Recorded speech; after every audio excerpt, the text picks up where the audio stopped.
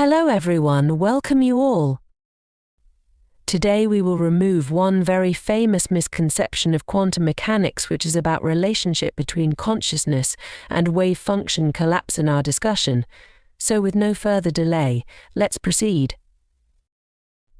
You must have heard of a particular interpretation of quantum mechanics called Newman-Wigner interpretation. Even if you have not heard of this term, you must have come across its description somewhere on the internet or in any book. It says that a particle exists in a state of superpositions in the form of a probability wave represented by a wave function when it is under no measurement, i.e. observation, and then when we make an attempt to observe it via a measurement process. Then our act of measurement collapses that wave function, and since it is us who are making this measurement, then our consciousness is responsible for the collapse of a wave function. Now, this is a total bullshit inference to make. The reason this is an absurd claim is because this reasoning or inference can be used for any phenomenon of nature. You may see an apple falling from a tree and conclude that your observation made it fall. Well, that's true, but it is then true for all observations and phenomenon. Then it is not physics anymore, because physics looks for material or physical causal reasons for the explanation of the deterministic processes of the world. So the collapse of wave function does not happen via consciousness in its exclusion, but happens by some underlying deterministic physical reason which we don't know yet. It happens due to the interaction between probability wave and the element which measures it. Just because you don't know the reason why it happens, you cannot say that consciousness made it happen. Like again, think about Newton inferring after looking the fall of an apple from a tree that my observation made it fall on the ground instead of gravity. Would we have an explanation of gravity then? This is a very, very silly reasoning that even so-called the great physicists have fallen prone for. So in summary, since all physical processes are deterministic and causal, then our observations does nothing to the nature and existence of phenomenon. It just observes them irrespective of affecting them, as phenomenon of nature is getting affected by its own causal reasons. Involving observation or consciousness as the cause of a particular phenomenon is same as saying that observation makes the fall of an apple instead of finding the physical reasons for the fall of an apple. Also, you cannot involve consciousness as the exclusive cause of any particular phenomenon of nature, because consciousness and observation is witnessing all phenomenon. So why it would become for the occurrence of a single phenomenon exclusively? So all of such reasoning is a logical fallacy. Einstein was very much aware of this logical fallacy and has sarcastically asked a question to the frontiers of quantum mechanics who believed in this interpretation that do you believe that moon doesn't exist when you are not looking at it? But people were not aware of his insightful criticisms of this interpretation back then. Also then, another bunch of some stupid physicists claim it by a different reasoning. They say that matter is a fundamental block of our existence, and these fundamental particles represent such fundamental block, so if they exist in a state of probability waves, what other mechanism at such level can cause the collapse of such wave function? There seems no causative agency existing at such level to make that collapse happen, yet in our daily lives we see the effects of such collapse. So what could have collapsed the wave function?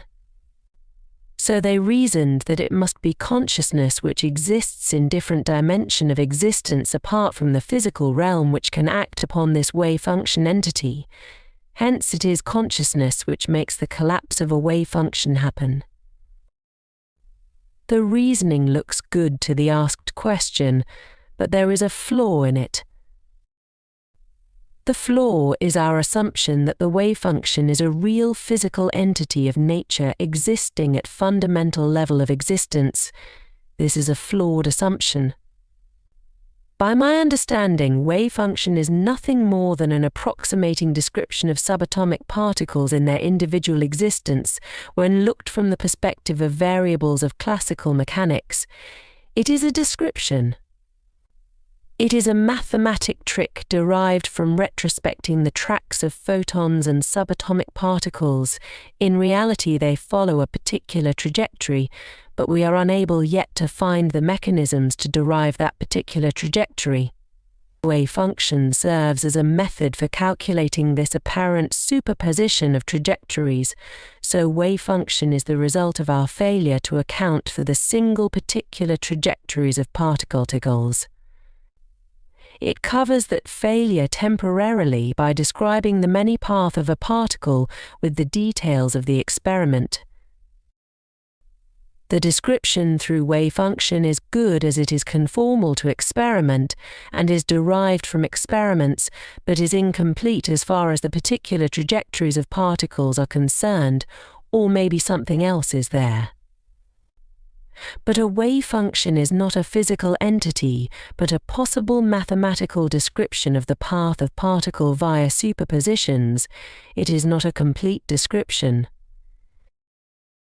So its representation of probability wave in reality is a sign of our ignorance about particles' nature and path yet, and this probability wave in reality does not exist as a real entity, but a mathematical description of a particle whose complete trajectory we don't know yet. Hence we are guessing it through the form of mathematical formalism represented via probability wave. Since it is not a physical entity complete in itself, its collapse is not real as well.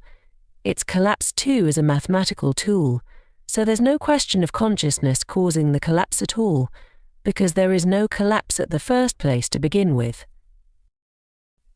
In reality, particles follow the pure particular trajectories instead of superpositions. It is happening all through determinism and by underlying physical causes. So you can see how lack of understanding can involve all sorts of strange explanations of a given phenomenon, one of which was today's misconception.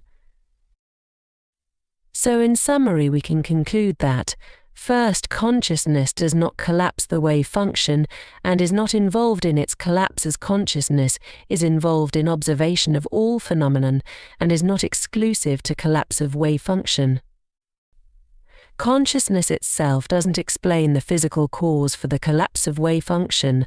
The physical causes lie underneath, which are deterministic, which we don't know yet. Second, wave function is not a physical entity in itself, rather it's an approximating mathematical description of a particle's state and path, so its collapse is not real at all. It is only real in the mathematical calculation world, but not in physical reality per se. So in summary, consciousness has nothing exclusive to do with quantum mechanics. I hope it has shed some clarity. To continue on this journey, share and subscribe. Thank you.